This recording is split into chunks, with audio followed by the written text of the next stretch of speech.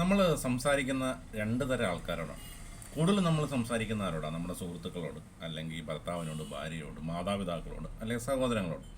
ഇത്തരത്തിൽ തന്നെ ശ്രോതാക്കൾ രണ്ട് ടൈപ്പുണ്ട്. നമ്മൾ പറയുന്ന കാര്യങ്ങൾക്ക് പൂർണ്ണമായിട്ട് വില തരുന്നവർ, അല്ലെ നമ്മൾ പറയുന്ന കാര്യങ്ങൾ കേട്ടെന്ന് ഭാവിച്ച് അതിൽ നിന്ന് ഒഴിവായി പോകുന്നവർ. ഇവരെ രണ്ടാമത്തെ കൂട്ടരെ നമ്മൾ മാക്സിമം അവോയ്ഡ് ചെയ്ത് നിർത്തുന്നതാണ് നല്ലത്. അവരുടെ മുമ്പിൽ സംസാരിക്കുന്ന സംസാരങ്ങൾ നമ്മളെ മണ്ടന്മാരാക്കുമെന്നല്ലാതെ നമുക്ക് യാതൊരു പ്രയോജനവും നമുക്ക് കിട്ടില്ല. അവരെ മനസ്സിലാക്കാനുള്ള ഏറ്റവും നല്ലൊരു വഴിയുണ്ട്. നമ്മൾ കൂടുതൽ നമുക്ക് ഇൻട്രസ്റ്റിംഗ് ആയിട്ടുള്ള സാധനങ്ങൾ വാദോരാതെ സംസാരിക്കുന്ന ആൾക്കാരുണ്ട്. അപ്പോൾ ഇവർ നമ്മളെ ഏറ്റവും അടുത്തവരാണെന്ന് ഓർത്ത് നമ്മളിങ്ങനെ സംസാരിച്ചു കൊണ്ടിരിക്കും. അത് കൂടെ ഇരിക്കുമ്പോഴാണല്ലോ, വീട്ടിലാണെങ്കിലോ, പുറത്ത് വെച്ചാണല്ലോ, നമ്മൾ പഠിക്കുന്ന സ്ഥലത്താണെങ്കിലും, ജോലി ചെയ്യുന്ന സ്ഥലത്തൊക്കെയാണെങ്കിലും നമ്മൾ വാദോരാതെ സംസാരിച്ചുകൊണ്ടിരിക്കും. ഇപ്പം എക്സാമ്പിൾ നമുക്ക് ക്രിക്കറ്റിനെ പറ്റിയാണ് ഇഷ്ടമാണെന്ന് ആലോചിച്ച് നമ്മളിങ്ങനെ പറയും, ഓസ്ട്രേലിയയുടെ പഴയ ആൾക്കാർ അങ്ങനെയാണ്, സൗത്ത് ആഫ്രിക്കയുടെ കളിക്കാർ അങ്ങനെ ഇങ്ങനെ. അപ്പോൾ ഇവരിതെല്ലാം കേട്ടിങ്ങനെ തലകുലുക്കിക്കൊണ്ടിരിക്കും. പക്ഷേ ഇവരുടെ ശ്രദ്ധയൊന്നും നമ്മുടെ അടുത്തായിരിക്കില്ല. ഇവർ ചിലപ്പോൾ കുറച്ച് കഴിയുമ്പോൾ ഇരുന്ന് ഉറങ്ങുന്നതായിരിക്കും നമ്മൾ കാണും. നമ്മൾ വിളിച്ചെഴുന്നേൽപ്പിക്കുമ്പോൾ അയ്യോ. പക്ഷേ അവർക്ക് താല്പര്യമുള്ളവർ സംസാരിക്കുന്നു, അവർക്ക് താല്പര്യമുള്ള വിഷയങ്ങളോ അവർ താല്പര്യമുള്ള കാര്യങ്ങളോ പറയുമ്പോൾ ഇവർക്ക് ഉറക്കം വരുമോ, ഇവർ ശ്രദ്ധിക്കാതിരിക്കുമോ, ഒന്നും ചെയ്യില്ല, അവരതിൻ്റെ മറുപടി പറയും, കാര്യങ്ങളൊക്കെ ചെയ്യാൻ പറ്റും. അപ്പോൾ നമ്മൾ ഇങ്ങനെയുള്ള കാര്യം ശ്രദ്ധിക്കേണ്ട ഒരേ ഒരു കാര്യമുള്ളൂ. ഇവരോട് ഇങ്ങനത്തെ കാര്യങ്ങൾ പലതും പറഞ്ഞുകൊണ്ടിരിക്കും. ഇങ്ങനെ മൂളിക്കൊണ്ടിരിക്കും.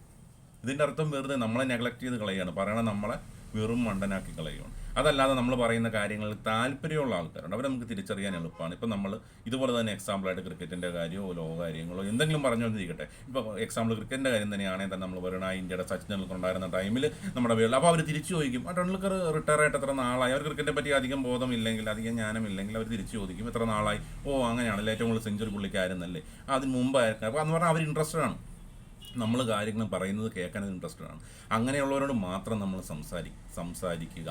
അല്ലാത്തവരോട് നമ്മൾ മാക്സിമം ആ ഒരവസരം കിട്ടുമ്പോൾ മാത്രം ഒഴിവായി കളഞ്ഞേക്കുക. അവസരം എന്ന് പറഞ്ഞു കഴിഞ്ഞാൽ ഇതുപോലെയുള്ള കാര്യങ്ങളിൽ അവരുടെ ശ്രദ്ധയില്ല എന്ന് കാണുമ്പോൾ അവരെ നമ്മളെ ബോധിപ്പിക്കാൻ വേണ്ടി മാത്രമാണ്. അതുപോലെ തന്നെയാണ് സുഹൃത്ത് ബന്ധവും ആത്മബന്ധവും ഒക്കെ തന്നെ. കാരണം അവർ നമ്മളെ വെറുതെ വാനോളം പുകഴ്ത്തും. കാരണം അവരുടെ കാര്യങ്ങൾ സാധിക്കാൻ വേണ്ടി, നിങ്ങൾ കേട്ടോ, നിങ്ങൾ ഉള്ളായിരുന്നു കൊണ്ടോ, നിങ്ങളോടൊപ്പം സംസാരിച്ചത് കൊണ്ട് കേട്ടോ, വെറുതെ ചുമ്മാ ആൾക്കാരുടെ മുമ്പിൽ ഷോ കാണിക്കാൻ വേണ്ടി മാത്രം. അത് തിരിച്ചറിയാൻ എളുപ്പ വഴിയുണ്ട്. കാരണം നമ്മുടെ ശത്രുക്കളോട് പോലും അവർ സംസാരിക്കും.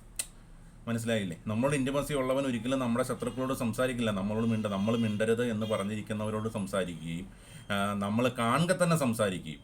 മനസ്സിലായോ? നമ്മുടെ ഭാഗം പറയാതെ ഇതിനെല്ലാം ന്യായീകരിക്കുമോ എന്ന് പറഞ്ഞാൽ നമ്മളുള്ള താല്പര്യക്കുറവാണ് അവരോട് പ്രകടിപ്പിക്കുന്നത്. എന്നിട്ട് നമ്മളെ കാര്യങ്ങളും നമ്മൾ എന്തെങ്കിലും സാധിച്ചു കൊടുക്കാനോ കാര്യങ്ങളോ നമ്മളെ റിലേഷൻ കളയാതിരിക്കാൻ വേണ്ടി നമ്മളെ ചുമ്മാ പൊക്കി, ഒരു കാര്യമില്ലാതെ പൊക്കിയടിക്കും.